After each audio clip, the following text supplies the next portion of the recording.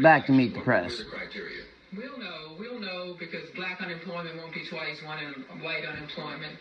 We'll know because there'll be more than 2% black doctors and black lawyers. We'll know because the ghettos won't stand out in poverty while prosperity appears to abound elsewhere.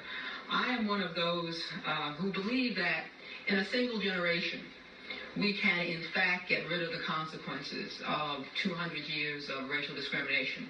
But I believe that can happen only if we are willing to pursue very strong remedies now. The lighter the remedies, the more we guarantee that the period of rectification will be drawn out. And when we come back, 1 month into President Trump's second term, are Democrats holding back in their fight? More with the panel next. Okay, so you just heard that lady talking about affirmative action and what they can do to, increase diversity and everything. That lady was talking in 1978, all right? And it's amazing because here we are, what is that, 47 years later? And it's like, okay, so think about 47 years, wow. She could have used stronger language than that, and you could have absolutely just picked her up and teleported her to today, and everything that she said right there would, basically sound the same. It's still, I'm sorry, but people like Sonny Hostin and everybody else, they sit around and they act like the world is just one big bad place run by Whitey who's just out to get every person of color and subjugate them. And it's ridiculous. He said, I wasn't raised in a house like that.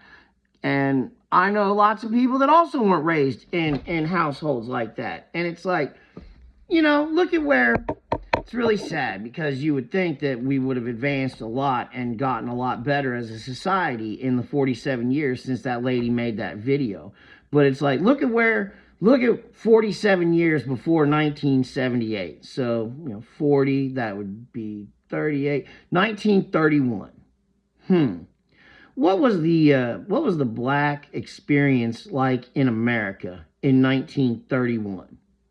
I'd say it was pretty rough. Pretty rough. I mean, you still have a generation of black people at that time who were born, in the 19th century. Maybe they were born into slavery, and they were still able to communicate and talk with the younger generations and tell them what it was like.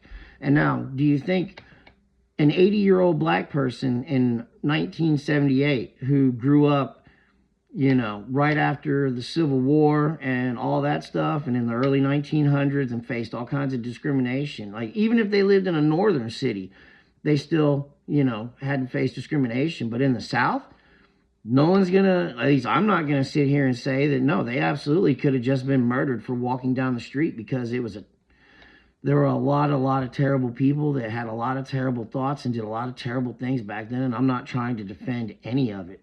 But then to sit there in 1978 and say that things hadn't gotten any better, things got a lot better by 78. And honestly, in the 80s and 90s, Donald Trump had a lot to do with that and helping the African-American black community. Don't take my word for it. I can show you a video of Jesse Jackson, before it was discovered that, Trump was going to be a Republican president and everybody had to hate him. But before that, I can show you a video where Jesse Jackson is actually singing the praises of our president pretty high. Saying things like, no one has been a better friend to the black man than Donald Trump. Stuff like that. But, again, you don't got to take my word for it. Just listen to Jesse Jackson. Maybe he's changed his mind in the years since then, and I wonder why that could have been. But then, to say in this day and age that 47 years later, it's still not better. I mean, I would say the one person who bothers me the most of anybody that you have to listen on TV trash our country, Ilhan Omar, the representative from Minnesota. Because it's like,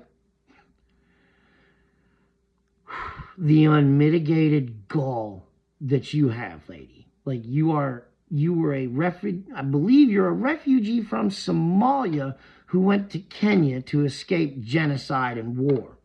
You were brought to America on a visa, given an education, food, clothing, shelter, and then became a naturalized citizen. And again, I've heard some stories, maybe some shenanigans with your brother, husband, or whatever. Like I said, I'm not going to cast aspersions because I don't know what exactly is true. But it sounds like you did some mildly shady stuff. And I'm not even mad at you about that, because if all I had to do was fudge up a piece of paper to get one of my relatives into a country and away from a war zone, you damn right I would fudge up some paperwork. I ain't mad about that.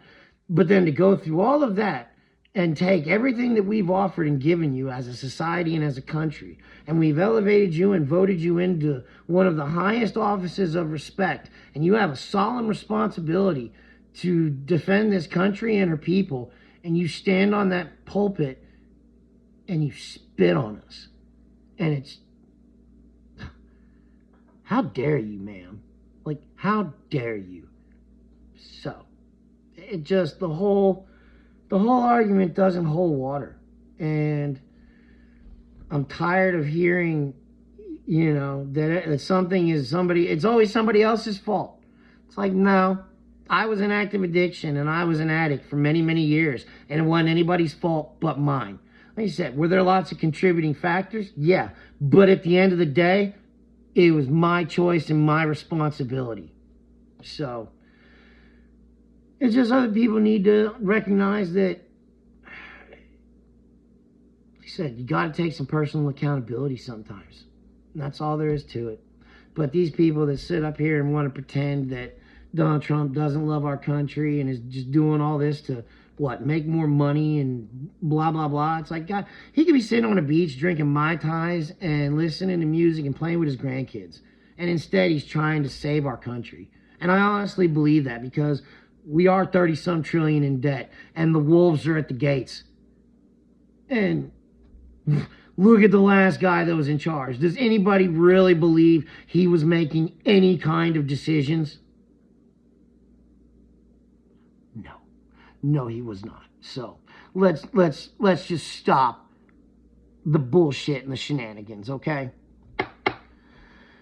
So, anyways, what a great way to start Sunday, huh? But hey, this is Jethro. Be good or be good at it. I love y'all. We'll see you on the flip side.